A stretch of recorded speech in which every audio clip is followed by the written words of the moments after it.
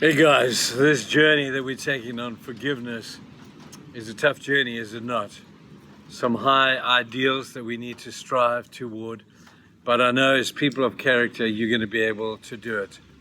Let me take a step back today by simply asking for those of you who might be asking the same question is, how do I know if I need to forgive? What are the symptoms of an unforgiving person or an unforgiving toxic relationship? Well, let me give you a couple. First of all, unforgiveness is the root one. That's the first one. And unforgiveness is generally recognized by the fact that you tell that person, I'm never going to forgive you ever again. What you've done has hurt me so badly that I will never, ever forgive you. And when you've said that to somebody and those words have come out of your mouth, it's crazy how you feel like you need to live up to those words. Sometimes when we say words in anger, sometimes when we say words in deep frustration, we live to regret those words. We don't really mean them most of the time.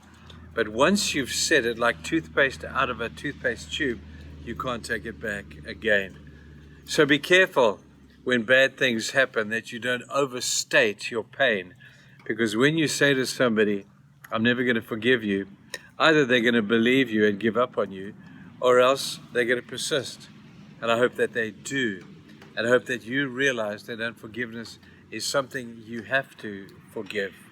So that's the first thing, that there is a symptom of unforgiveness. Generally, it is stated, and so you will have to deal with that. The second aspect of unforgiveness is anger. Sometimes we say things in anger that we live to regret. I have never, ever been happy about the things that I've said in anger. I've had to apologize for many of them. I spend my life apologizing for some of the things when I get heated that I say, and for some of the things that I may overstate very often. And I need to ask forgiveness for those things. But at the same time, anger, as much as it can be a positive emotion on the one hand, is terribly destructive. And again, once you've said it in anger, there's no turning back. Or there is, but it's a long haul. So the second symptom for those of you who are feeling you're on a slippery slide to complete unforgiveness is simply anger, where in a frustration you say something that actually you don't really mean it, but you say it anyway, and that can lead you and the other person to some great pain. The third one is bitterness. Now this is when anger turns internal and goes inside.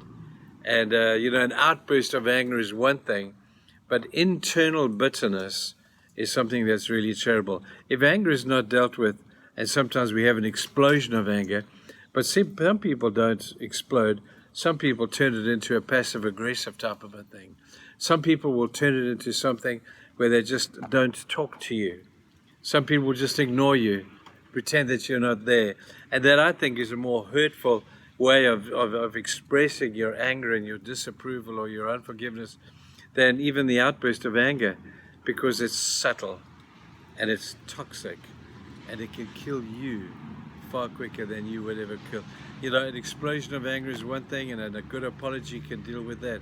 But the sinister aspect of bitterness, when bitterness is like salt, like Lot's wife, she looked back and she wanted to go back to the old life in the old way.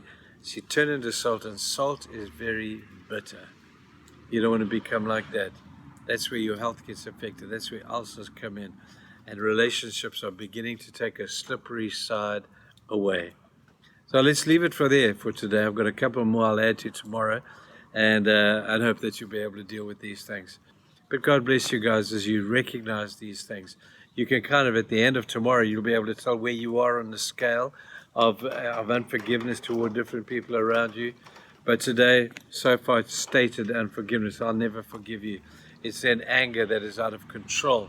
And again, saying even worse things, all in the fit of anger. You can't take it back. And then bitterness.